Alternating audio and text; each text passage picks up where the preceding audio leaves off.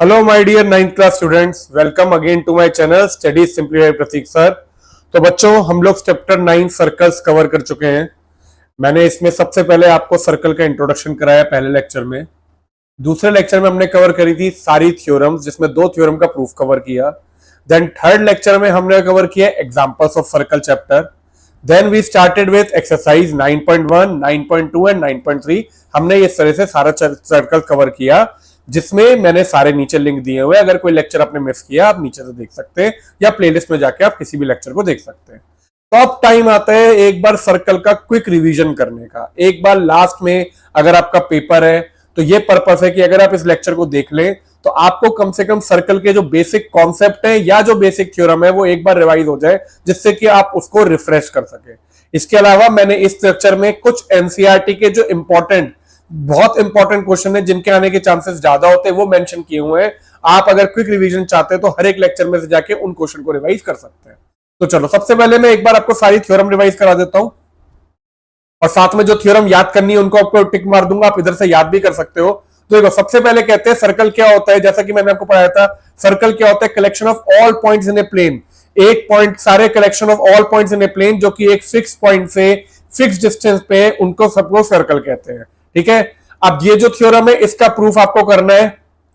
Equal chord of circle कहते हैं कि अगर दो कॉर्ड इक्वल है, जैसा कि हमने पढ़ा था कि अगर थ्योरम क्या, equal chord of circle subtend equal angle at the centre.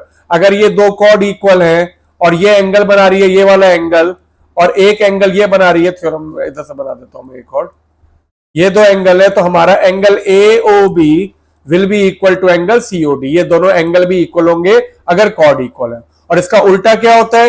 If the angle subtended by two chord of a circle are equal. अगर आपके एंगल सबटेंडेड इक्वल है, अगर ये एंगल इक्वल दिए तो कॉर्ड भी इक्वल होंगी। तो जैसे हमने ये दोनों थ्योरम की थी, इसमें से इसका प्रूफ जो है वो पेपर में आता है।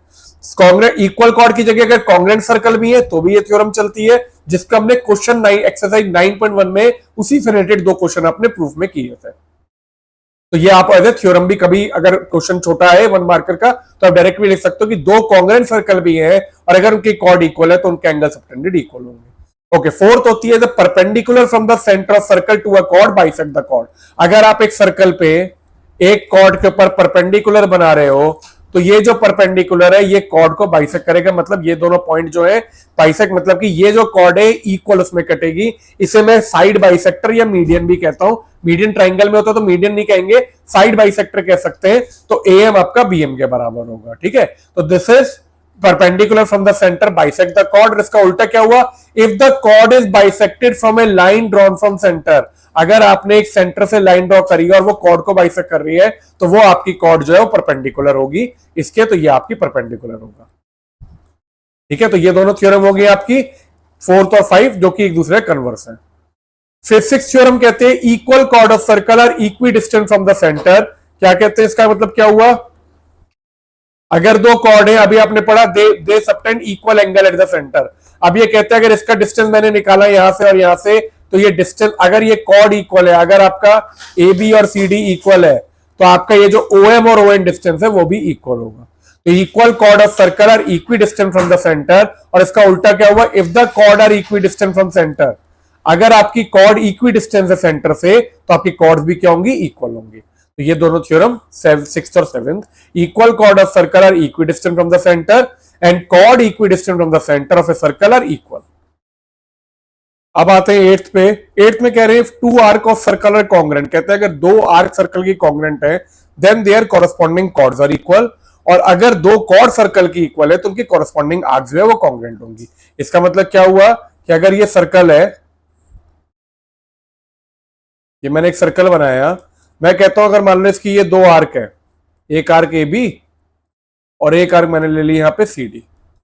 अगर ये ए बी सी डी के इक्वल है तो अगर आप इससे कॉरस्पॉन्डिंग कॉर्ड बना रहे हो तो ए बी भी सी डी के इक्वल होगी। और अगर ये कॉर्ड इक्वल है तो ये आर्क भी इक्वल होंगी। ठीक है। ये बॉयज थ्योरम आपने की हुई है। 9th, congruent arc of circle subtend equal angle at the centre. अगर जैसे कॉन्ग्रेंट आपकी equal cord equal angle subtend करती है, ऐसे अगर आर्क कॉन्ग्रेंट है या इससे इक्वल है तो आर्क को हम लोग इक्वल नहीं कहते, आर्क को कॉन्ग्रेंट कहते हैं। इसलिए congruent arc of circle subtend equal angle at the centre, एक तरह से इसी को हो गए equal chord of circle subtend equal angle at centre. Now 10th is very very important. ये थ्योरम आपने करी हुई है, इसका प्रूफ भी किया था। ये थ्योरम आपको याद होनी चाहिए। Angle subtended bye an arc at centre is double the angle subtended bye it at any point on the remaining part of circle. तो ये थ्योरम क्या कहती है, अब तो आपको क्लियर होगी।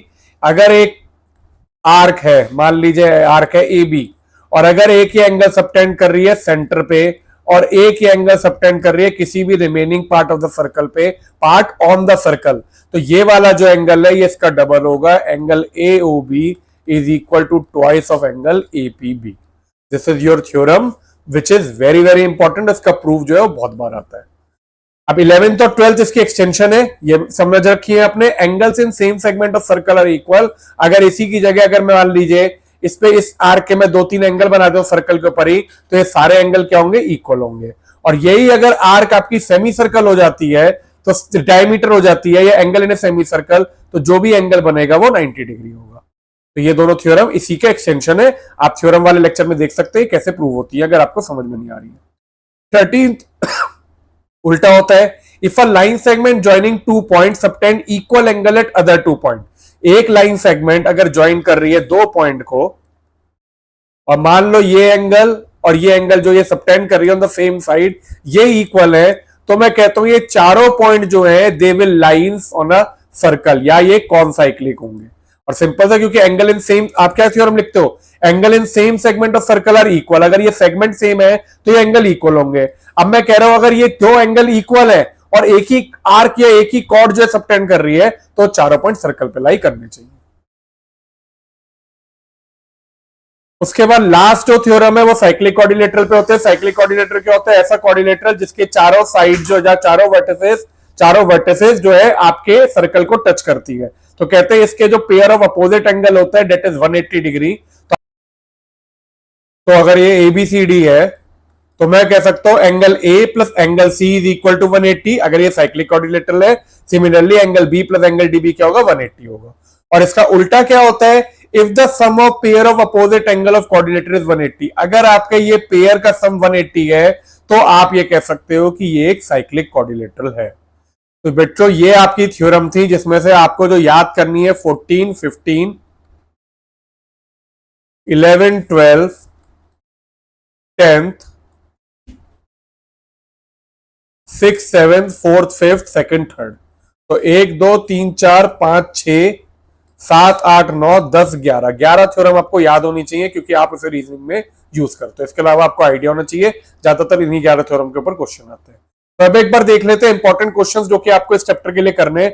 सबसे पहले तो सबसे जरूरी जो है, जो आपका 4 या 5 मार्क्स का आता है, या जो होता है proof of theorem angle subtended on arc. मतलब आपको ये वाली जो थ्योरम है इसका प्रूफ तो आप आंख बंद करके याद कर लीजिएगा। मैंने प्रूफ प्रॉपर्ली करा रखा है, आप उस लेक्चर में जाके इस प्रूफ को बहुत प्रॉपर्ली कर सकते हैं। 1-2 बार प्रैक्टिस करिए, बिल्कुल तैयार हो जाएगा। एज इट इज क्वेश्चन आता है, proof that angle subtended on a arc at centre is double the angle subtended at any point on the remaining part of circle. इसके अलावा सारे एग्जांपल्स जो है एनसीईआरटी के, मैंने आपको 4 एग्जांपल कराए, न्यू एनसीईआरटी और एक पुराना। आप कोशिश करिएगा 5 एग्जांपल कर ले, 5 बहुत इंपॉर्टेंट है। 9.1 का कोई क्वेश्चन इंपॉर्टेंट नहीं है। अगर हम बात करें 9.2 की, तो 9.2 में क्वेश्चन 2, 3 और 4 इंपॉर्टेंट है, इसके आने के चांसेस होते हैं। 2 इज वेरी इंपॉर्टेंट।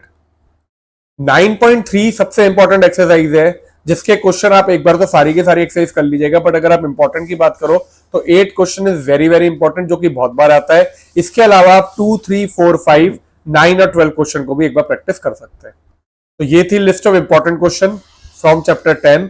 सारे लेक्चर आपको नीचे डिस्क्रिप्शन में मिल जाएंगे, आप चाहे तो उससे रिवाइज कर सकते हैं। तो आई होप आपको ये रिवीजन समझ में आई हो, चैप्टर रिवाइज हुआ हो। जो बच्चे नए हैं प्लीज चैनल को सब्सक्राइब करिए, वीडियो को लाइक करिए, शेयर करिए और अपने नीचे कमेंट्स छोड़िए आपको लेक्चर कैसा लगा। अब हम लोग मिलते हैं नेक्स्ट लेक्चर में विद अ न्यू चैप्टर। तब तक के लिए अच्छे से पढ़िए। All the best.